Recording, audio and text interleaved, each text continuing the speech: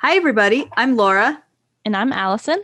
and this is the Earp Top 5 podcast for freedom. Freedom!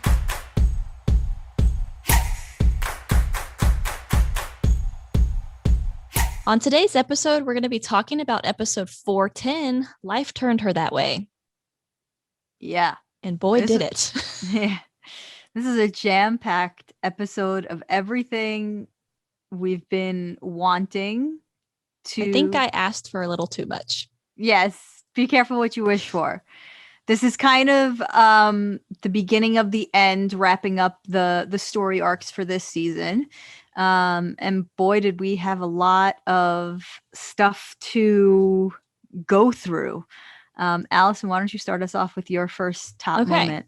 All right. So picking a top moment was very difficult because there was a lot going on. And with episodes like this that are so jam-packed with like the drama, it's really hard to narrow it down. But I think I picked a few, and they may be a little broad, but hopefully it makes enough sense. I tried to pick like moments that stood out and not just like random things, because otherwise I would choose the whole episode. So the first moment I want to talk about is Waverly and Doc meeting at the stairs. Because I really loved that moment because it's right after Wynonna and Waverly have a fight.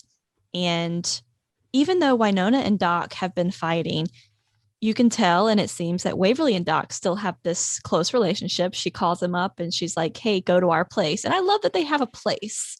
You know, it's really cute. And yes, granted, they did get sucked into the garden at that place, but Yeah. it was cute. There was that funny dialogue, and I'll let you finish, but I just wanted to say where Waverly just picked up the phone. We didn't know who it was, but like the air of mystery was just like, "Hi, meet at the place with the thing." And I was just like, sure, naturally. You know, that's funny that you said that, because I was going to say when she did make that call, I kind of already knew that it was Doc, though. Like maybe it's just me saying, who else would Waverly be calling? Like, right. Like Nicole just left and Wynonna just left. Right. And Rachel was up the stairs. Yeah. Like who else would she be calling? But it was funny. The random or vagueness did make it a bit funnier. But I just love that moment because we had these first two episodes of the season when they were in the garden. We saw them together and it kind of created this relationship between Doc and Waverly where only Doc and Waverly really knew what each other had gone through. And yes, Wynonna went into the garden, but time passed differently. They weren't sure what had gone on while they were there. I just think that it created this relationship between them. And I'm happy to see that outside of the garden, it seems as if they have carried on this relationship of closeness and kind of created this space where it's just Waverly and Doc. And I love that when they go there, we find out finally which book Waverly took from the garden, because that is actually an item from the storyline that we've been kind of waiting on for how many episodes? Since episode 2, maybe, of the season. Yeah. So we find out that she chose Waverly Gibson, which I think a lot of people probably predicted that. I love that Doc had the book, though, in his satchel. I think he still had it in his satchel. But that was fun. And the things that interested me in this scene, I'll point out a few. The conversation they had about the throne, about Waverly. Doc calls it hell, and she's like, no, it was actually heaven. You know, sitting on this throne took all her cares away. And to me, that doesn't bode well for the future if Waverly feels comfortable on the throne. I don't know about you, but I'm not super thrilled about her feeling comfortable. And she says something that actually foreshadows the end of the episode, where she says, "Is that what it feels like to be an angel?" Mm-hmm. And Doc just kind of looks at her. And I was like, oh, that's some foreshadow. After I watched the whole episode, I realized that that was perfect foreshadowing for the end.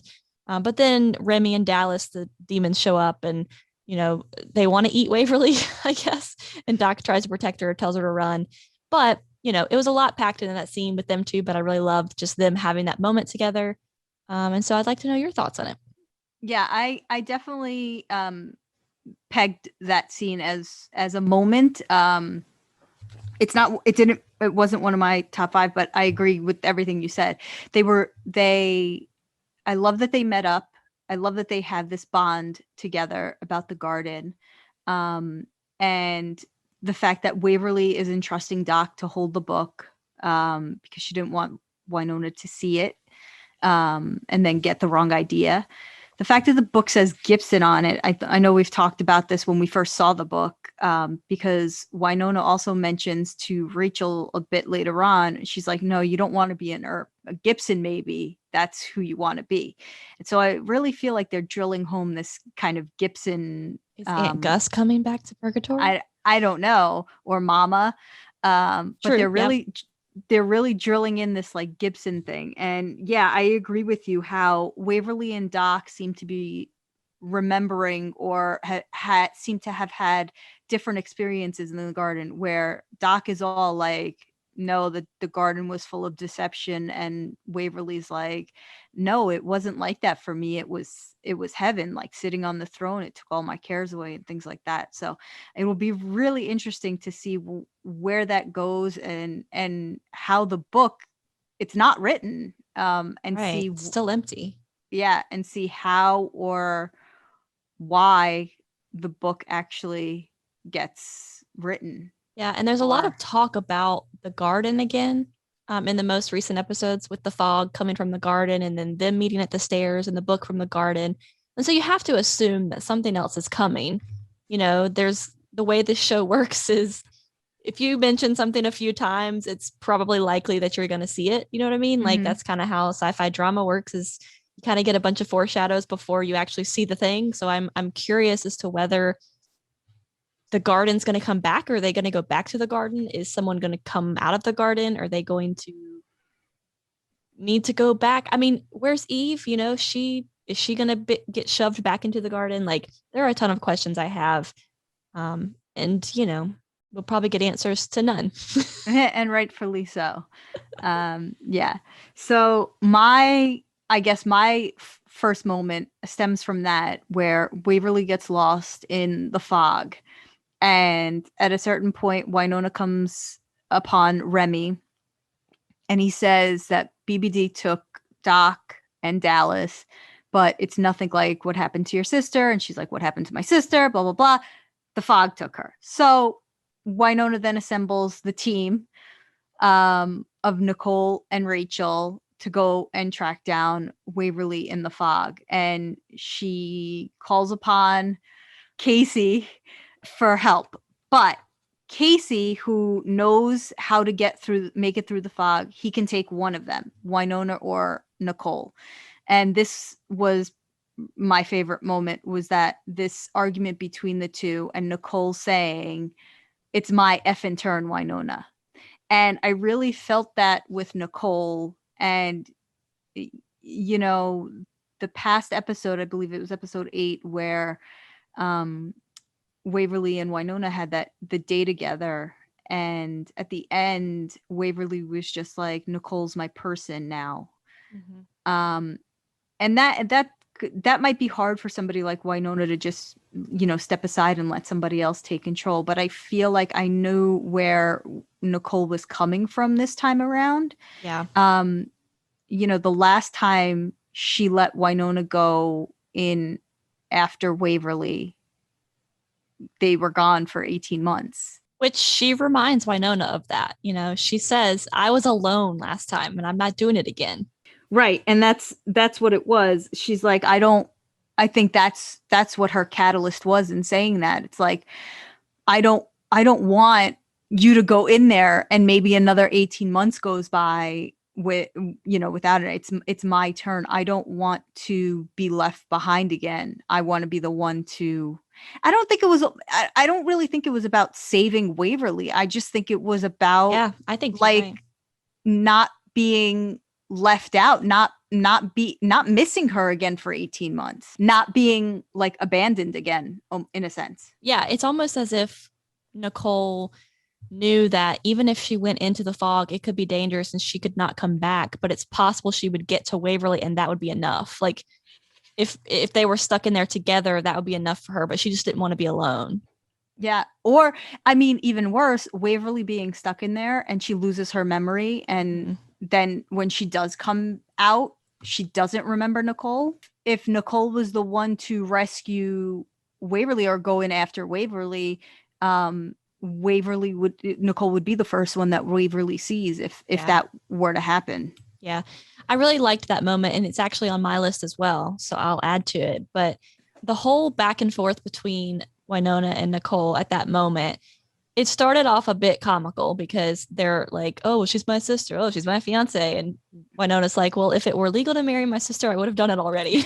Like, I'm like, okay, Wynonna, really? And my favorite part between this back and forth was well, there's kind of two parts, but when they're arguing, Rachel and Casey kind of like throw their hands up and kind of like step away slowly from the argument because they're like, oh yeah, this is gonna be a fight. This is gonna be something. And then my Yeah. other favorite moment was when Rachel, after Nicole says, it's my turn, Rachel says, she's right, it is her turn. And Wynonna says Judas, like she calls Hmm. Rachel Judas, which it's a Bible reference to the disciple who betrayed Jesus, yada yada. But it was just funny because earlier, she asked to be trained by Wynonna, and then she Right. betrays her Yeah, essentially. yeah, And so I thought that was funny because Wynonna's like, "Oh, I thought I was going to have someone like me, and then here you are taking her side again." So I like that. And of course, Casey coming to the rescue to help them out again. I mean, God rest his soul. yeah. He was going to be an honorable mention for me I can't towards believe the how end. quick it happened though. Like I was expecting him to be there till the end. Yeah. Quite sad about that. Okay, so that was both of our moments. So that's good. We had one of the same moments on that one. So I'll go because I just briefly mentioned it. I'm going to talk about the moment where Rachel does ask Wynonna to train her because that was a fun moment for me because we haven't had a Rachel Wynonna pairing in a while. In the first two episodes, we had a good bit of scenes between them two. So I liked Hmm. seeing them again. So Wynonna's boxing again down in her barn or whatever, and Rachel comes in and is asking her things. And the first thing that made me laugh was Wynonna saying, Obi-Wan Wynonna at your service. Like she's some kind of guide who's going to help Rachel become a Jedi. Um, Yeah. but I love the fact that Rachel just makes it clear, like, you're the only one that doesn't talk to me like I'm a kid. You're the only one that gets anything done around here. And the point that Wynonna made was that purgatory is not a place where kids get to be kids.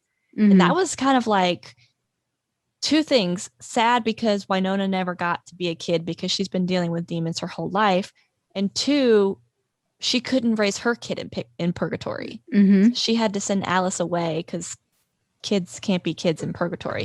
And I thought that was really sad. But I loved it because Rachel has always seemed like a fighter to me. When we saw her at the monument facility, she was on her own and she was sort of fending for herself. So she's strong. She's had to be. So it's not surprising that she would go to Wynonna for help. But the question is, would Wynonna be willing to train someone to be like her? Because clearly Wynonna's not, like, she's aware that she's not much of a role model. So would Wynonna actually want someone to be like her? Yeah. Um, I agree, and that kind of is part of my one of my top moments. So I'm just gonna take yours a little further. Mm-hmm. So we've always talked about how Wynonna's on somewhat of a destructive path, and I think that came to a head in this episode where they pretty much had an intervention to her for her that she drinks too much and copes with things in a destructive way.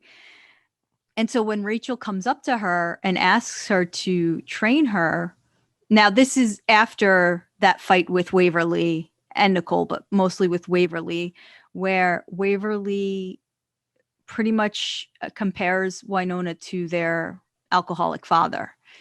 And Wynonna's trying to explain that the things that she does is to protect Waverly and Doc and Nicole and Rachel and everybody else around her, like her family, her found family. And people aren't understanding that.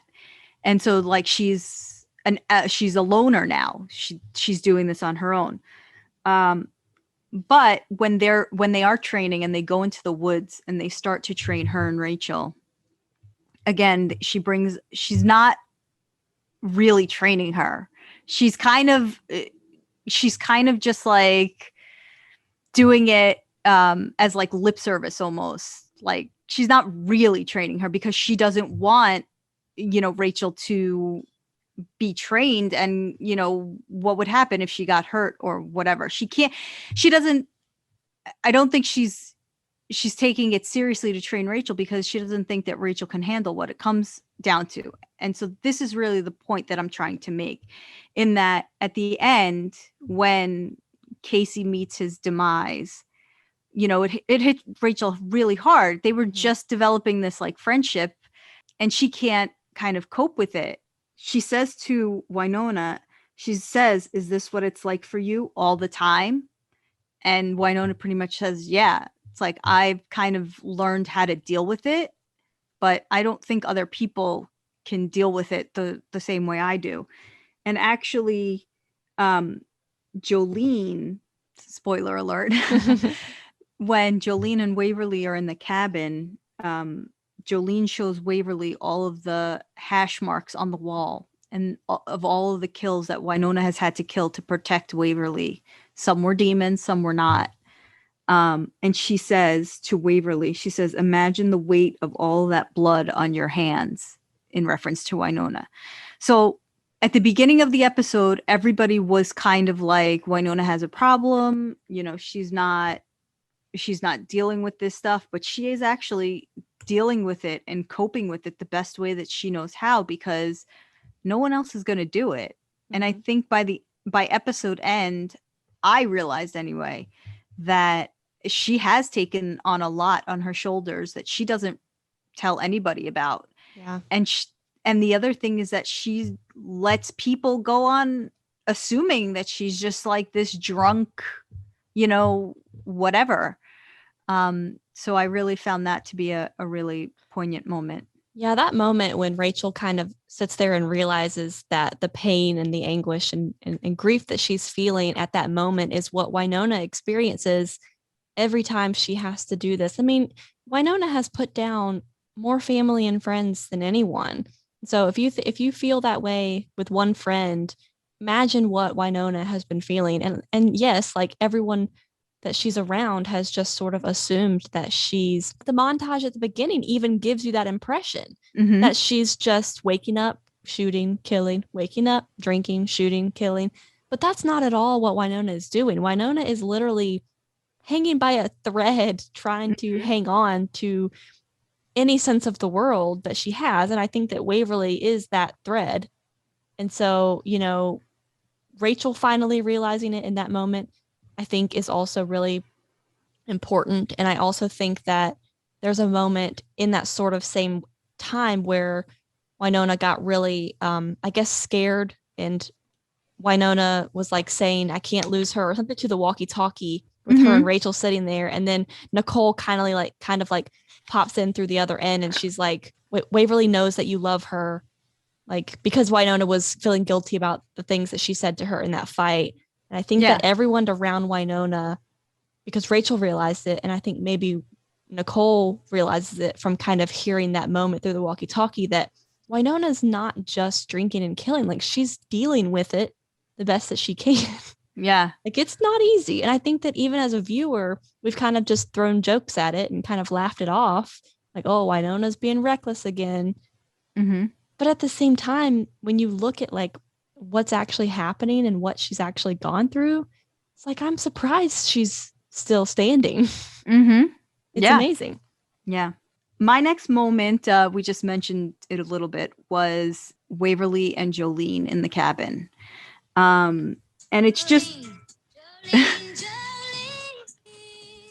Sorry. Had to. This is a moment for me because it was such a contrast to the first time Jolene and Waverly were confronting each other. Everything that Jolene said to Waverly the first time was sort of weakened her, whereas this time everything Jolene was saying to Waverly strengthened her in maybe not a great way because of what happened at the end, but nonetheless she was fighting back to Jolene, and it was from the jump. As soon as she saw Jolene, she's just like, you know what, if you're gonna kill me, I don't care. Or she's like, you can say all of this stuff to me, but it's not going to, because I know who loves me. I know who I am now.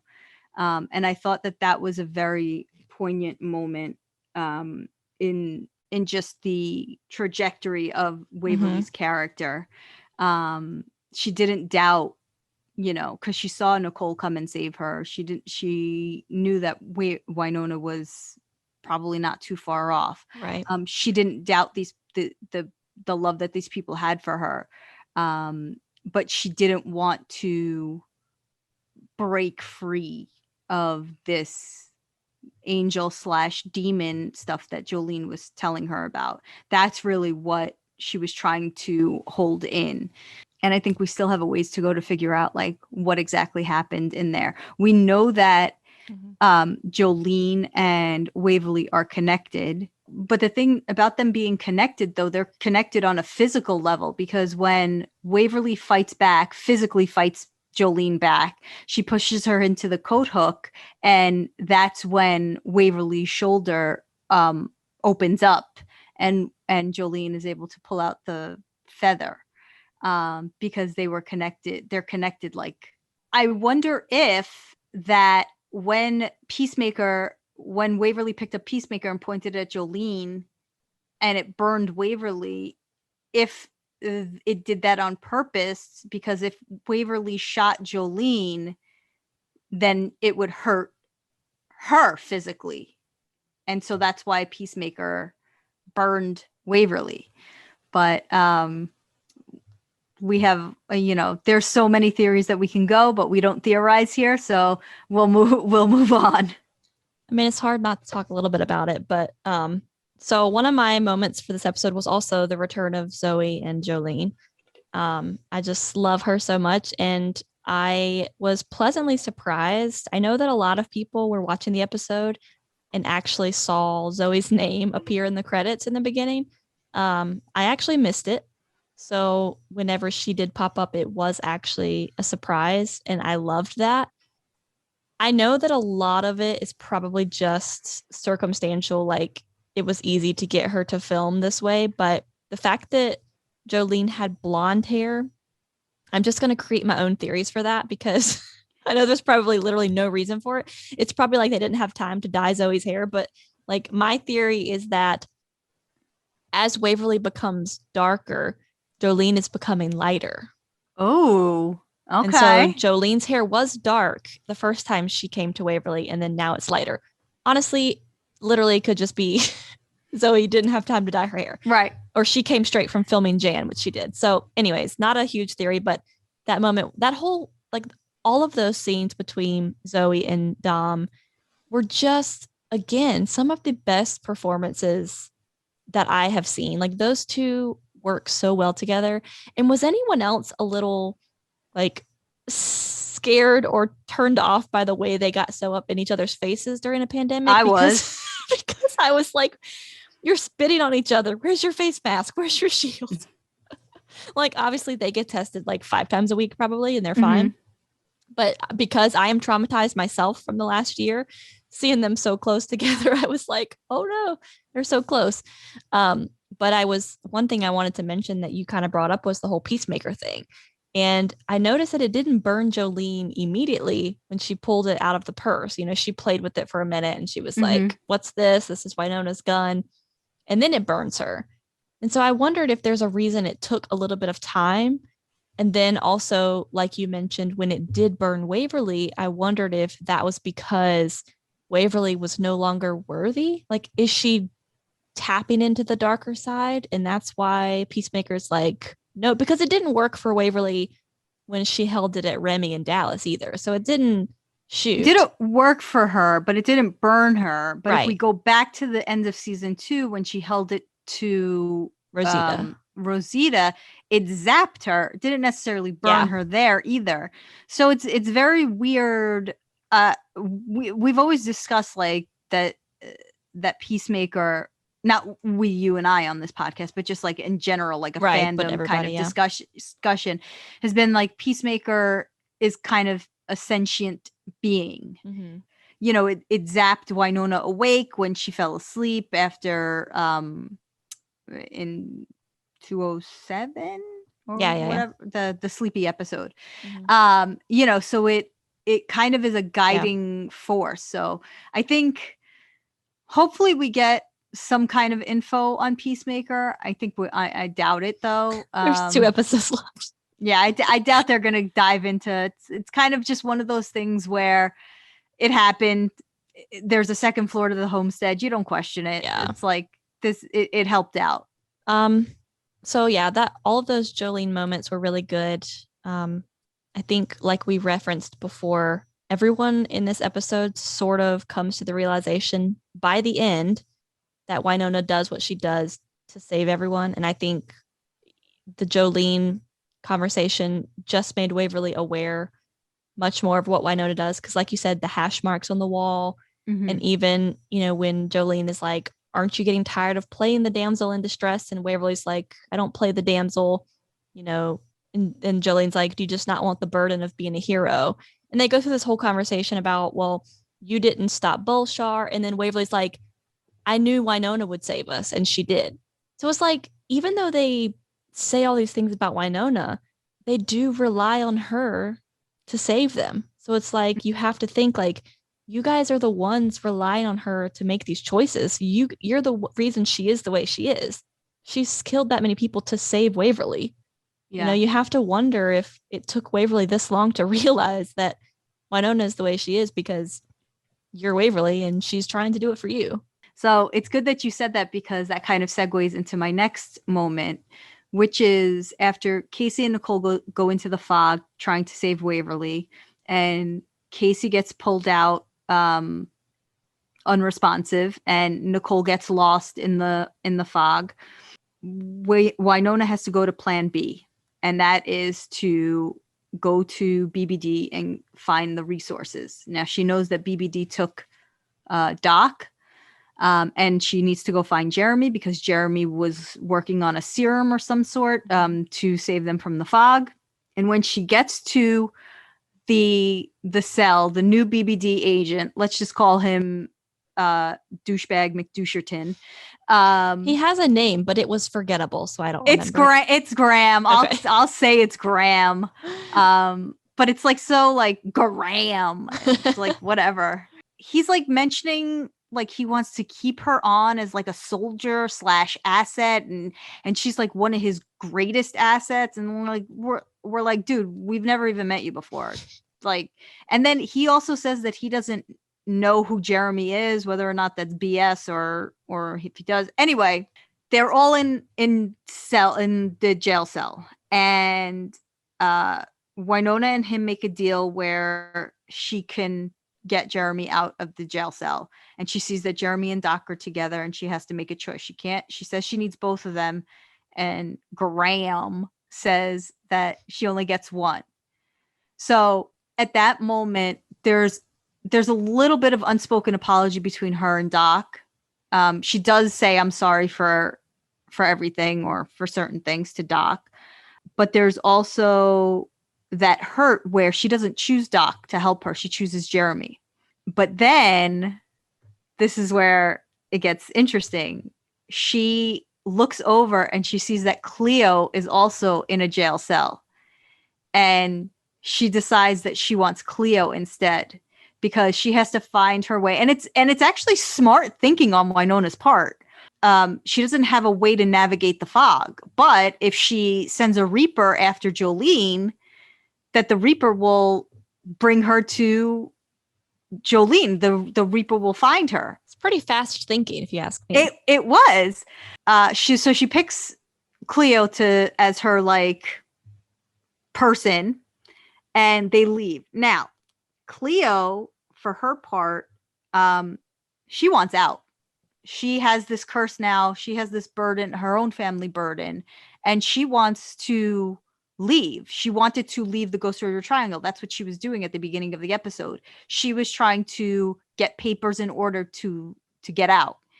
And I feel like, she could have very well went with Wynonna, and then once they were outside, she could have like knocked Wynonna and left her.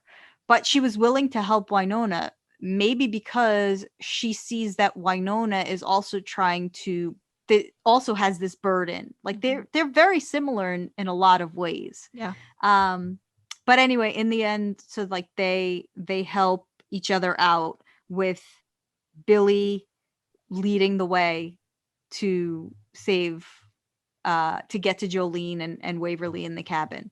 So I think it's very interesting. I think we haven't seen the last of Cleo yet, but it's very interesting how Cleo and Wynonna have these similarities to each other. And also, what a smart thing on Cleo's part to add a piece of Wynonna's hair to the potion so that Wynonna could also see Billy. Yeah. When they're going into the fog, which was a bit scary because Billy pops up beside a Wynonna and she's like, oh no. And for a moment, I'm thinking, did Cleo betray us? And that's also another interesting thing of what we stated before in our other moments, in that Rachel was like, you're not going to send Billy, are you? And Cleo was about to say yes, but Wynonna stopped her from saying it and was also like, nope, don't say it. She's protecting her. Yeah. So because she just lost Casey, like she still had this like fresh in her mind that Wynonna saw, that she could barely handle like losing Casey. So did Jolene kill Billy? Is that what we're going with? I don't know, because we don't know how Reapers can be killed. Yeah. Bullets don't work on them. Like, what exactly could Jolene do aside maybe like she stunned him, but like how do you kill something that's already dead? Yeah. I just want, like, this show makes it so hard because I know that the Clantons are the bad guys. But, like, I want Cleo and Billy to like have a happy ever after. Yeah. Like, I want Cleo to be able to get out of town, go do her thing. But I just want Billy to be able to become a human again so that him and Rachel can be together. Yeah. I mean, it really is this whole show. You want to feel for who you think the enemy is, kind of. It's like, I mean, this show is led by Wynonna, who's like the anti-hero hero. Yeah. You know, like she's the most destructive good guy, like good person on TV. It's like very weird. It's like they're just kicking all the norms out of here. That's what makes the show special, though, because you never expect to fall in love with a character. Like, you just sort of, who's so flawed. Yeah, like you just realize you like them. Like Cleo in this episode, when Wynonna picked her, I was cheering. I was like, yes, Cleo. Like, and I love Doc and Jeremy, but I was like, yes, choose Cleo. Get her out of there. Like, I was hoping for that. And I was like, this is so random. Like, you wouldn't normally choose the bad guy. So what else do you have? One of my last moment is, it's a big one. And I don't have a lot to say on it because most of it, I'm just not sure what to say about it until next week, I guess. And it's the Waverly transformation. And the reason I don't have a whole lot to say is because I'm just so unsure about what it means. I was speechless because here's the thing. I have questions, and here's my questions. I'm just going to rattle them off. Sure. Is that a dark angel, Waverly? Is she truly dark? Or is she just embracing darker sides? Will she be working against our squad? Will she hurt Wynonna and Nicole? Will she turn back into regular Waverly? I just don't know. And so Is it even Waverly? Is it even Waverly? Is it like some version of her that existed elsewhere? Like, I have no idea. Like, okay, it definitely looks like Waverly because she is fighting Jolene and then her eyes turn very Lexicom Tree Crew. If you've watched The 100. Yeah. Very reminiscent of Lexa. But her eyes become very smoky and she just turns into this, what I'm going to call dark angel. But is she a dark angel, or like, is that just how she represents herself in angelic form? Right. That is the question. The question is, does her dark angelness equal evilness? Right. Is the question. Because I think there was a stark contrast between when Julian was angel and when Waverly was an angel. Clearly he was like dressed in white, had these white beautiful wings, and Waverly clearly did not. So there is a difference there. but we just don't know what that means yet.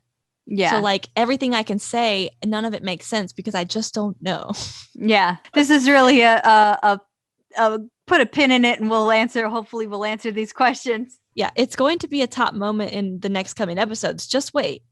Yeah. But I just had to include it in this episode because I've never, like, yes, I've watched things in this show that made me question everything. But this I didn't have on my radar. Like I expected maybe Waverly would like become an angel to save the day. But like the whole Dark Angel, I wasn't quite aware was going to happen until Jolene started pushing at it. Like pushing Yeah. for Waverly to like tap into those darker sides. And then I started getting nervous because I'm like, we have 2 episodes like left. I don't know how this happens all at once. And so I just have a lot of questions. Yeah. Well, I'm going to take it home with my last moment, which is just giving a round of applause to the director of this episode and the last episode, Jem Gerard. We're used to the show has Paolo Barsman, Ron Murphy as their main directors, and in seasons 1, 2, and 3, I believe, April Mullen came in, or maybe she was just there for seasons 2 and 3. But April Mullen came in and did a block of her own episodes. This season, they passed the torch, I guess, to Jem. And whereas Ron and Paolo have kind of established this aesthetic for the show, for somebody like Jem to come in, 11th hour and kind of make these episodes her own. And last week's episode and this episode were completely different in terms of tone and like last week's took place mostly in Shorty's and in the police station, whereas this episode took place outside a lot and it was all around. And the way she made those scenes look, the brightness in the cabin, which was also a stark contrast to how the Jolene scenes played out the last time, which was it was in the very dark and dingy Gibson greenhouse. So like even there, it was like a different like a different look.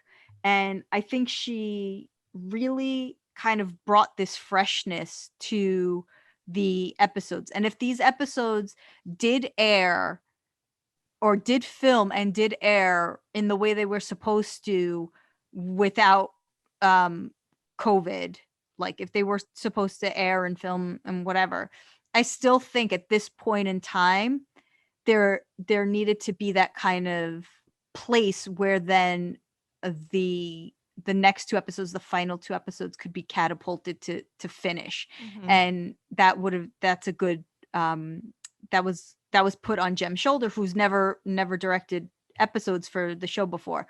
But I think you really saw her kind of stamp on these episodes. So that's where so I just wanted to throw that out there. Yeah, there's a really good, if you watch the behind the scenes, there's a really good piece that Allison Baker did on the directing for those last 2, where the cast talk about the directing and talk about Jem. So if you haven't seen those, go watch them because it gives a lot of insight on that and how it's different. And honestly, like Laura said, I mean, every episode that we've had these directors who are very familiar with the show. And even when Melanie directed, I mean, she is Wynonna. It's hard not to know this show. So of course she magnificently can direct the show because she knows it at its core. But for Jem to come in and find a way to make this show feel the same but different at the same time was just amazing. Because also this episode, I mean, this episode was the shift in kind of leading us into the final episodes, like I said. So, I mean, she set it up. So, but she didn't change the playbook. She just lightened it up a little bit. Right. So that's all I got. Like I said before, I just wanted to give a little honorable mention to our boy Casey. Just a moment of silence here for freedom. And Casey, if you're listening, dance like no one's watching. Oh, that's so sad. I loved him. He was such a great breath of fresh air on the show. Like from the moment we saw him in the glass box, like I knew it was going to be fun. We didn't know how long he would be on the show or what his role would be, but it's just been a fun time, you know? And even Wynonna kind of became a little sentimental when she was arguing. She's like, we have a mind meld going on. We know each other after we've cooked chili together. Like, you know, it was like a cute little moment. And, you know, I really liked Casey. Andrew did an amazing job. He was a great addition to the show. I really loved it. And if you guys didn't pick up on the little Easter egg there, there was a line of dialogue where he tells Wynonna that he gave them an I'm sorry casserole, and she said, you just covered Kraft dinner, which is for Americans macaroni and cheese, with wheat and kimchi. And for those of you not familiar, Andrew is on a show called Kim's Convenience, and his character's name is Kimchi. So that's fun. Well, let's talk about the summary here. Yeah, so I think for kind of the first few, we both had Nicole kind of deciding that it was her turn to go into the garden, and we had Wynonna and Rachel, but really like Wynonna's hunting, I guess. And then stemming from that, Rachel wanted to be trained to be a hunter like Wynonna. Right. And then I think our 3 could possibly be Waverly and Doc at the stairs there. Mm-hmm. I really want to add the Cleo bit as a 4th one. And then the fight between Jolene and Waverly, number 5. Let's just you can't not put Jolene on the list. Yeah, right. And then anything else with Waverly, I think we just have to wait for next week. Yeah, because we don't know enough anyways to talk about that. I mean, most of it is questions at this point. So I think that is a great top 5, even though the whole episode was a top 5. Could have been at all. Top 1. Top 1. Yeah. Yeah. So do you guys agree with our list? Do you disagree? Do you want to share your own? Leave us a comment. Allison, where can they find us? You can find us on Twitter at ERP-Top5. And you can find me at Laura Meet World. And you can find me at Nona Way Hot. Have a great day. Bye. Thanks for listening.